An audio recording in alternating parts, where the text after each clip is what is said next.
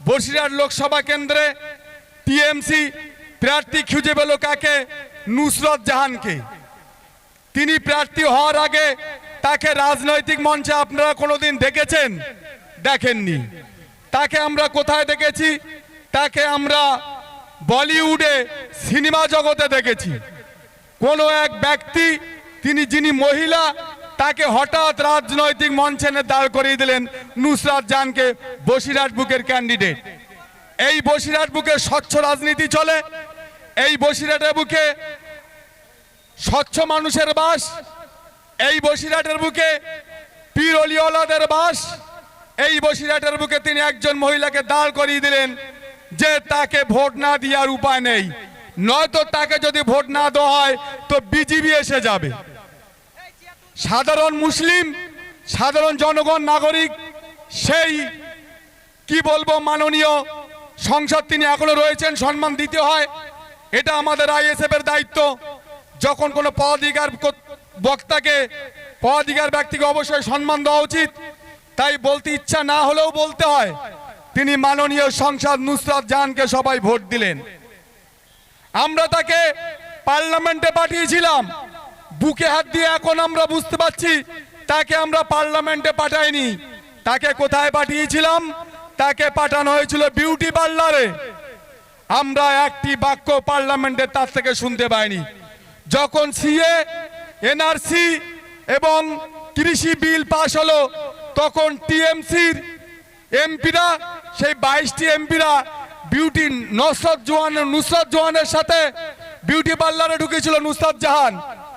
এখন ওনার সুন্দর রূপের মুগ্ধ হয়ে আর এমপি গুলো পার্লামেন্টে ঢুকতে পারেনি, তারাও ঢুকেছিল সেই নুসরত জাহানের সাথে বিউটি পার্লারে।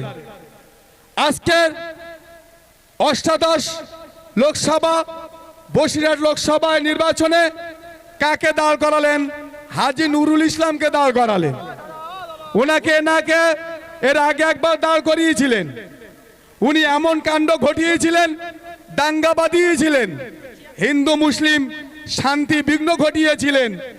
ওনাকে পরবর্তী স্টেজে বসিরহাট লোকসভায় প্রার্থী করা হয়নি।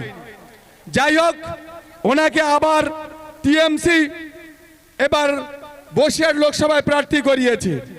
তিনি খুব মুমূর্ষ অবস্থায় তাকে নেতৃত্ব দিয়ে এই বসিরহাট লোকসভায় কাজকে এগিয়ে নিয়ে যাওয়ার মতো যোগ্যতা তিনি হারিয়ে ফেলেছে। আমরা আন্তরিকভাবে চাই তিনি সুস্থ থাকুক। তিনি একজন মানুষ, তবে রাজনৈতিক ক্ষমতায়, রাজনৈতিক কর্মকাণ্ডে এসে বসিরহাট 7টা থানা লোকসভা দেখার মতো যোগ্যতা তিনি হারিয়েছেন।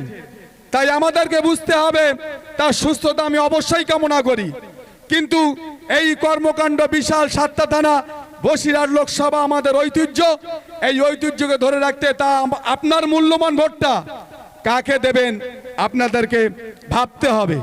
যদি আমরা না ভাবি, আমরা আমাদের নিজেদের পায়ে কুরুল মারব। আপনাকে একটা কুরুল দেওয়া হলো, আপনাকে বলা হলো এটা দিয়ে আপনি কাঠ কাটবেন, সেই কুরুল দিয়ে আপনি কাঠ না কেটে নিজের পায়ে আঘাত মারলেন। আজ আমাদের ভোট দেওয়া গণতান্ত্রিক অধিকার।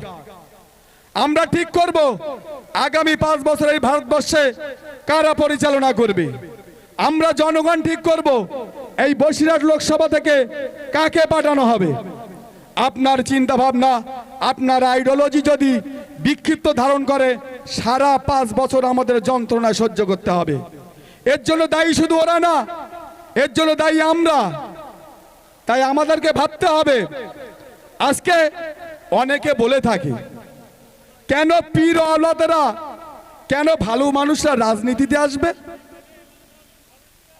একটি কথা আপনাদের মনে রাখতে হবে, আমাদের মনে রাখতে হবে, আজকে যদি ভালো মানুষদের আপনি পার্লামেন্টে না পাঠাতে পারেন, ভালো মানুষ যদি সংসদে না পাঠাতে পারেন, ভালো মানুষদের যদি আপনি রাজ্যসভায় না পাঠাতে পারেন, একদিন খারাপ মানুষ দ্বারা পার্লামেন্ট পরিচালিত হবে।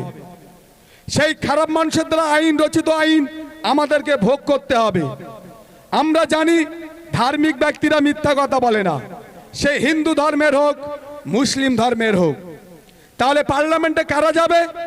আজকে যারা সত্যবাদী রূপে খ্যাত, যারা মিথ্যা কথা বলে না, তাদের হাতে আমরা কোটি কোটি টাকা তুলে দেবো, না যারা মদ খায়, যারা মিথ্যে কথা বলে তাদের সামনে আমরা কোটি কোটি টাকার হিসাব তুলে দেবো, সংসদে পাঠিয়ে দেবো? ভাবতে হবে না আমাদেরকে ভাবতে হবে এই মূল্যবান ভোটটা আমরা কোথায় পাঠাবো। রাজনীতি আপনারা দেখেছেন, রাজাহাঁস অনেকগুলো আপনার হাঁস দেখেছেন, পাতি হাঁস দেখেছেন, রাজাহাঁস দেখেছেন। আচ্ছা, রাজাহাঁস ও কি রাজার হাঁস না হাঁসেদের মধ্যে রাজা? রাজাহাঁস যতগুলো হাঁস আছে তাদের মধ্যে শ্রেষ্ঠ হাঁস, তাই আমরা তাকে রাজাহাঁস বলি, রাজার হাঁস না। ঠিক তেমনি রাজনীতি, নীতির মধ্যে যে শ্রেষ্ঠ নীতি সেটাই রাজনীতি। তাহলে শ্রেষ্ঠ নীতি কারা পালন করবে? আজকে সংসদে যারা সত্যবাদী, যারা স্বচ্ছ রাজনীতি করে, যারা অন্যায়ের বিরুদ্ধে প্রতিবাদ করে, তাদেরকে আমাদের পাঠাতে হবে।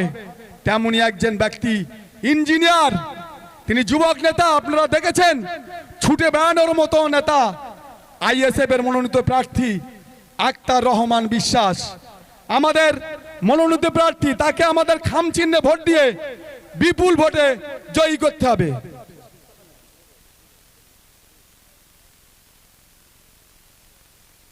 সুধী মণ্ডলী, সময় খুবই সংক্ষিপ্ত, বলার ইচ্ছা ছিল, আমাকে অনেক আগে বলতে বলছিল, কিন্তু আপনারা একটিও ময়দানে আসেননি। এটাও আপনাদের যুক্তি রয়েছে, প্রচন্ড গরম, তবু আমরা বসেছেন। আরো একটি কথা সুস্পষ্টভাবে বলে দিই, চিটিংবাজ যাদের, তাদের কথা ঘুরাতে সময় লাগে না। আপনারা এর মধ্যেও দেখেছেন কবিতা আবৃত্তিতে হয়েছে, হিন্দু পাড়ায় গিয়ে কি বলছেন জানেন? ওরা মুসলিমের দল, খবরদার ওরা যেন না আসাতে শেষ করে দেবে। আজকে আমরা ভারতবর্ষে 20% মুসলিম নাকি হিন্দুদের 80% মুসলিমদের শেষ করে দেবো, এই বলে তারা সমস্ত ভোট চাইছে। আবার মুসলিম পাড়ায় গিয়ে বলছে বিজেপির দালাল, ওরা বিজেপি থেকে কোটি কোটি টাকা নিয়েছে। এই দ্বিমুখী আচরণ, এই দুর্মুখী সরকারকে যদি আমরা পরিবর্তন না করতে পারি, আমাদের বিপদ আমরা নিজেরাই ডেকে নেব। প্রত্যেককে ঘরে ঘরে বলে দিতে হবে, লক্ষ্মী ভান্ডার, লক্ষ্মী ভান্ডার নিঃসন্দেহে ভালো জিনিস, মহিলাদের হাতে 1000 করে টাকা তুলে দিচ্ছে, আমি এর বিরোধিতা করব না, কিন্তু বিরোধিতা এই কারণে করতে হয়, আজকে লক্ষ্মী ভান্ডার নিচ্ছে, আপনি মোটর সাইকেল চালিয়ে বসিরহাটে যাচ্ছেন, আপনার কাছে হেলমেট নেই, কোনো দ্রুততার কারণে বেরিয়ে পড়েছেন, আপনার পায়ে শু নেই, বেরিয়ে পড়েছেন, সঙ্গে সঙ্গে আপনাকে দাঁড় করিয়ে আপনার সামনে স্ক্যান করিয়ে 1000 টাকা নিয়ে নিচ্ছে। একই অসভ্যতা, একই বর্বরতা, এ সমাজ আমাদেরকে পরিবর্তন করতে হবে। তাই লক্ষ্মী ভান্ডার দিচ্ছে দিক, কিন্তু উনি বলেছিলেন পরিবর্তন নিয়ে আমি একটু বলবো, বলে ছেড়ে দেবো। পরিবর্তন চাই। 2011 সালে উনি পরিবর্তন, হ্যাঁ উনি পরিবর্তন করেছে। চাকরির নামে উনি যে আজকে চাকরি চুরি করেছে, প্রত্যেকের কাছে 10-12 লক্ষ টাকা করে নিয়েছে, ওই মার্কশিটগুলো ঠিক তৈরি করেনি। কি করেছে? অনেকে তাদের নেতারা বলেছে তোরা পরীক্ষা প্রশ্নপত্র যা পারবি লিখবি, একটা হোক দুটো হোক যা পারি লিখবি। যাই হোক, সবাইকে ধন্যবাদ জানিয়ে আমি আমার বক্তব্য শেষ করছি। আমরা আইএসএফ জিন্দাবাদ, ইনকিলাব জিন্দাবাদ। ধন্যবাদ ভাইকে। আপনাদেরকে বারবার অনুরোধ করছি, যারা ভাইজান খুব